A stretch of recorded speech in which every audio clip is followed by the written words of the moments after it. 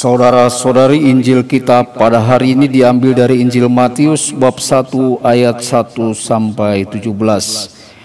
Inilah silsilah Yesus Kristus, anak Daud, anak Abraham.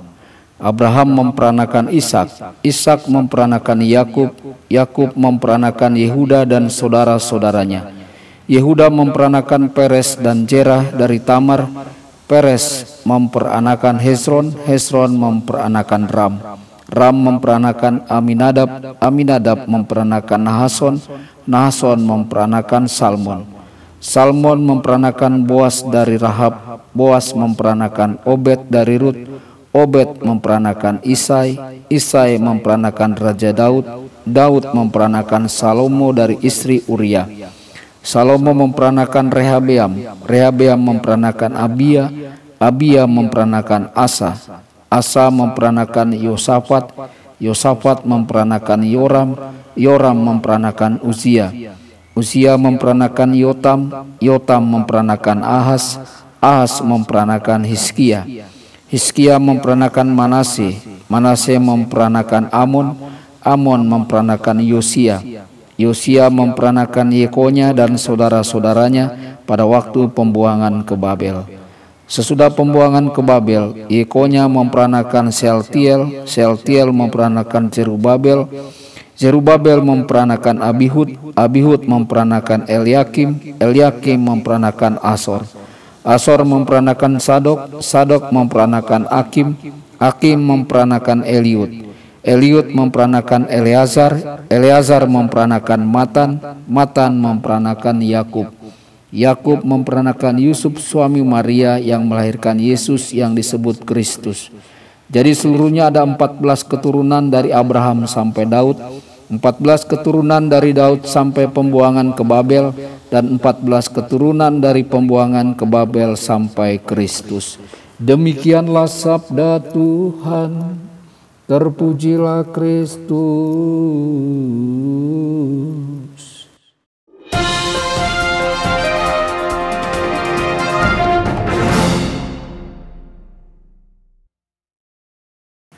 Saudara dan saudari terkasih dimanapun Anda berada, jumpa lagi dengan saya Romo Tedens dalam saluran Warta Kabar Sukacita. Semoga Anda semua dimanapun berada senantiasa dalam keadaan sehat dan bahagia.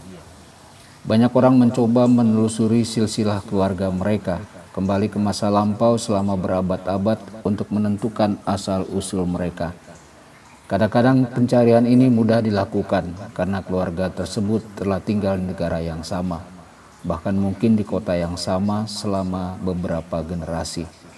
Dalam kasus lain, pencarian ini mengharuskan mereka menyeberangi lautan, menggali catatan yang terkubur, dan mengobrak-abrik buku-buku tua yang tertutup debu. Membangun kembali silsilah keluarga mereka adalah sebuah upaya untuk mendapatkan pemahaman yang lebih dalam tentang siapa mereka. Saudara-saudari, Yesus tidak membutuhkan semua penelitian tentang silsilahnya.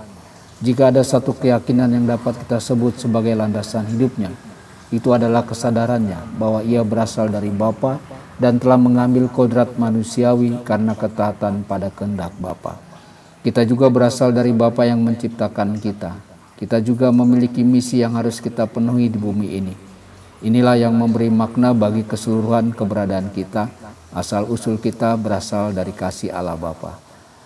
Silsilah dalam Injil Matius dimulai dari Abraham, bapa kita dalam iman. Allah telah membuat janji kepada Abraham dengan menyatakan bahwa ia akan menjadikannya bapa sejumlah besar bangsa. Matius ingin menjelaskan dengan sangat jelas sejak awal Injilnya bahwa Allah selalu setia pada janji-janjinya. Yesus Sang Mesias, anak Daud dan anak Abraham, adalah penggenapan dari segala sesuatu yang telah dijanjikan Allah. Oleh karena itu, Santo Petrus dengan tepat menyatakan, di bawah kolong langit ini tidak ada keselamatan selain di dalam Dia, dan di bawah kolong langit ini tidak ada nama lain yang diberikan kepada manusia yang olehnya kita dapat diselamatkan. Keselamatan kita terletak di dalam Yesus Kristus. Saudara-saudari, manusia dilahirkan dan diciptakan menurut gambar dan rupa Allah. Kumpulan nama-nama dalam silsilah Matius disusun dalam 3 kelompok. seakan-akan membuat sebuah pernyataan tentang sejarah manusia. Pertama, Abraham. Melalui ketaatannya memperdalam perjanjian dengan Allah, manusia dilahirkan dan dibesarkan untuk menjadi seorang raja. Kedua, manusia ternyata menjadi seorang tiran.